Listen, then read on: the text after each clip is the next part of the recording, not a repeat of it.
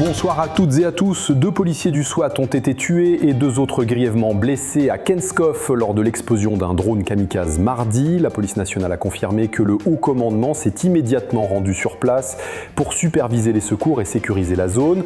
Le Premier ministre Alix Didier, fils aimé, a rendu hommage aux agents disparus, saluant leur dévouement au service de la République et promettant de renforcer la sécurité nationale. La primature a rappelé que leur sacrifice incarne l'autorité de l'État et la dignité du peuple. Mais ce drame a aussi provoqué des remous internes. Des agents frustrés ont lancé des projectiles contre la direction générale de la police à Clercyne, suscitant la panique parmi les riverains.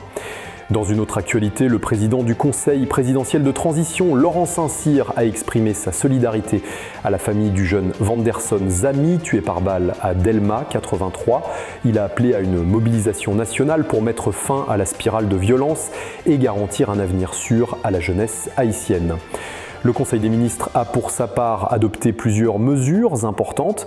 Marie-Carole Pierre-Paul Jacob devient ambassadrice à Cuba. Rudy Stanley Penn est nommé en République de Chine Taïwan. Pierre-Richard Cajuste auprès du Qatar et Anaïs Manuel au Royaume-Uni. Ivric Delerme Cyril occupera le poste de consul général à Miami. Le Conseil a également institué des commissions municipales pour plusieurs villes et décidé d'accorder des funérailles nationales à Monseigneur Joseph Willy Romélus.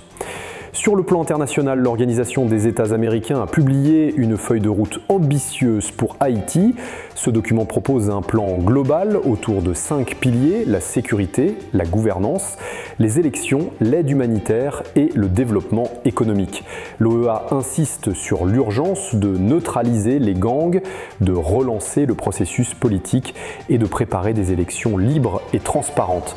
Elle appelle à coordonner l'aide internationale tout en renforçant le leadership haïtien afin de créer les conditions nécessaires à la paix et au progrès.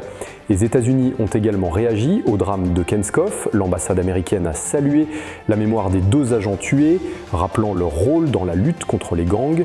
Le chargé d'affaires Eric William Stromeyer Wooster a présenté ses condoléances et réaffirmé l'appui de Washington à la PNH. Le secrétaire adjoint du département d'État, Christopher Landau, a pour sa part déclaré avoir échangé avec le Premier ministre haïtien et assuré que les États-Unis continueront de soutenir les efforts pour rétablir l'ordre public. Merci d'avoir été des nôtres, à très bientôt pour une nouvelle édition.